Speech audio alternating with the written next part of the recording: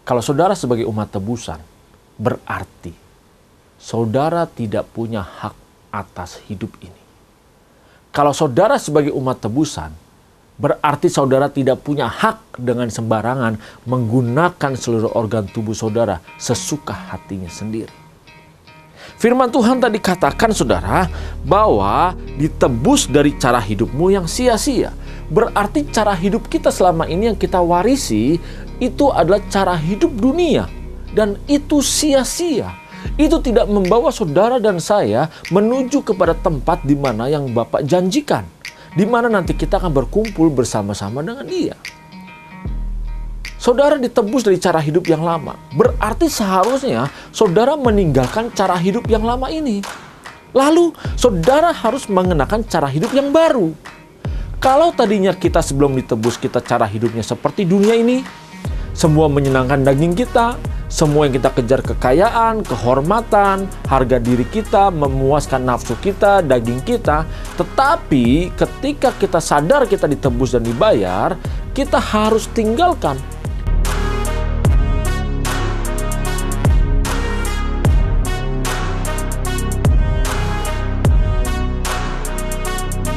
Shalom saudara yang dikasihi oleh Tuhan Yesus Kristus.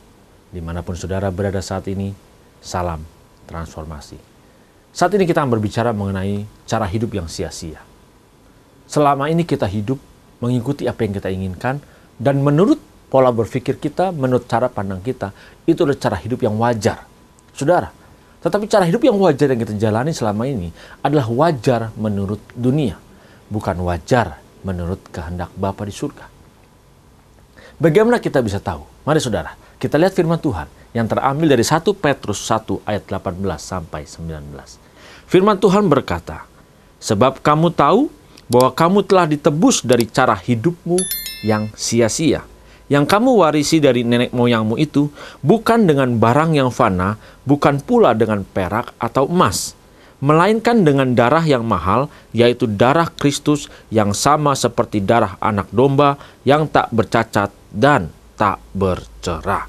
Saudara, kalau dikatakan kita sebagai umat penebus, umat tebusan, berarti kita harus sadar ada pribadi yang menebus kita. Seharusnya kita tunduk sama yang menebus. Tetapi apa yang kita lakukan saudara? Justru terbalik. Kita tidak pernah tunduk sama sang penebus kita, tapi yang kita lakukan, sang penebus harus tunduk terhadap kehendak kita. Begitu banyak orang Kristen, orang percaya kepada Yesus, justru yang dia lakukan adalah memerintah Tuhan Yesus untuk memberkati kita. Memerintah Tuhan Yesus untuk memenuhi keinginan dan kehendak jiwa kita. Tapi kita tidak pernah memaksa hidup kita, memaksa diri kita untuk memenuhi apa yang menjadi kehendak Tuhan Yesus. Kalau saudara sebagai umat tebusan, berarti saudara tidak punya hak atas hidup ini. Kalau saudara sebagai umat tebusan, berarti saudara tidak punya hak dengan sembarangan menggunakan seluruh organ tubuh saudara sesuka hatinya sendiri. Firman Tuhan tadi katakan saudara bahwa ditebus dari cara hidupmu yang sia-sia. Berarti cara hidup kita selama ini yang kita warisi itu adalah cara hidup dunia. Dan itu sia-sia. Itu tidak membawa saudara dan saya menuju kepada tempat di mana yang Bapak janjikan. Di mana nanti kita akan berkumpul bersama-sama dengan Dia. Saudara ditebus dari cara hidup yang lama. Berarti seharusnya saudara meninggalkan cara hidup yang lama ini. Lalu saudara harus mengenakan cara hidup yang baru. Kalau tadinya kita sebelum ditebus kita cara hidupnya seperti dunia ini, semua menyenangkan daging kita, semua yang kita kejar kekayaan, kehormatan, harga diri kita, memuaskan nafsu kita, daging kita. Tetapi ketika kita sadar kita ditebus dan dibayar, kita harus tinggalkan. Move on saudara dari cara hidup yang sia-sia. Tinggalkan dan pindah, kita harus bisa mengenakan cara hidup yang Bapak inginkan. Cara hidup surgawi saudara. Cara hidup seperti Yesus Kristus hidup. Cara Kristus hidup adalah bagaimana kita hidup sebagai umat-umat tebusan. Sebagai umat tebusan harusnya tunduk terhadap sang penebus. Tetapi kebanyakan sekarang ini justru umat-umat tebusan hidupnya maunya memerintah Sang Penebus. Makanya ketika dia tidak punya rumah, dia berani berdoa di dalam nama Tuhan Yesus. Tumpang tangan rumah orang lain itu akan menjadi milik kita dalam nama Tuhan Yesus Kristus. Tidak punya mobil, ada mobil orang lain, tumpang tangan kita berdoa dalam nama Tuhan Yesus, mobil itu menjadi milik kita. Di sini kita memerintah Sang Penebus agar memenuhi kehendak jiwa kita. Mari saudara kita sadar bahwa kita sebagai umat penebus, umat tebusan, seharusnya kita tunduk terhadap Sang Penebus. Bukan memerintah dia untuk memberkati kita. Bagi Bapa di surga memberkati saudara, menyembuhkan saudara, melakukan mujizat, itu hal yang mudah.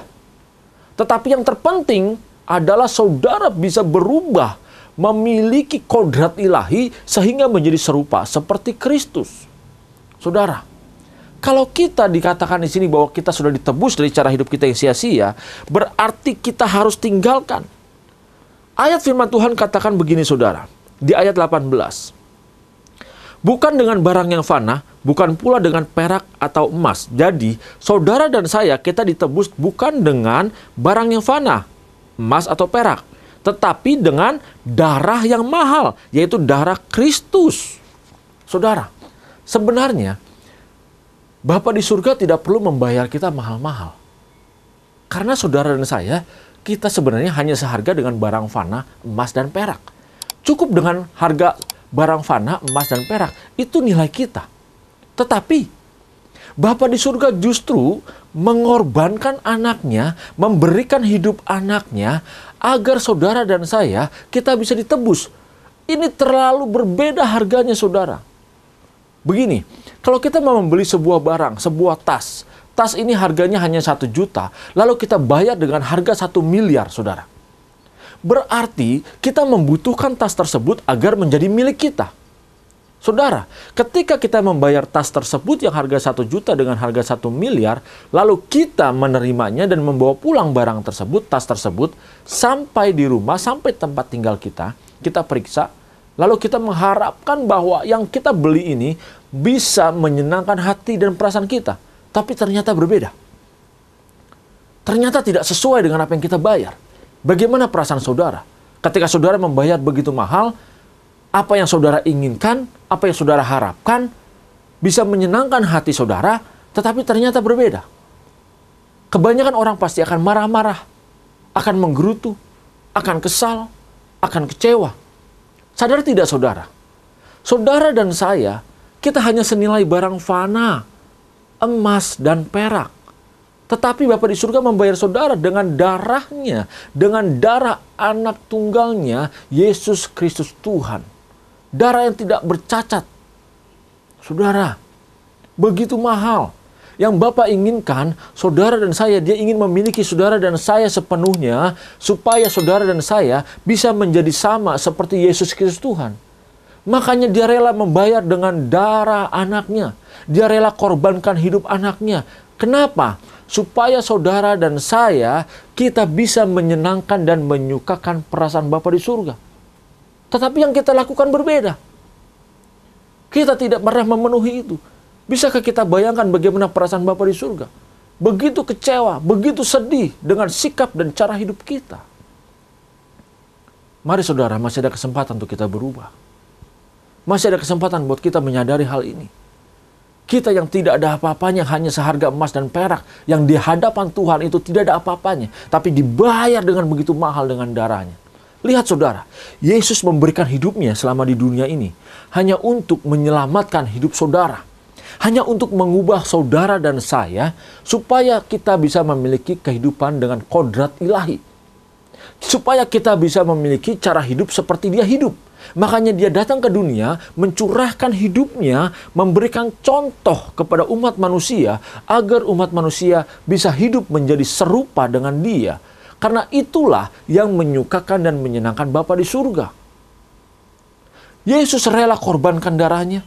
Dia rela curahkan darahnya. Dia rela mati di kayu salib hanya demi saudara. Supaya saudara dan saya, kita bisa menjadi serupa seperti Kristus dan menyenangkan perasaan dan hati Bapa di surga.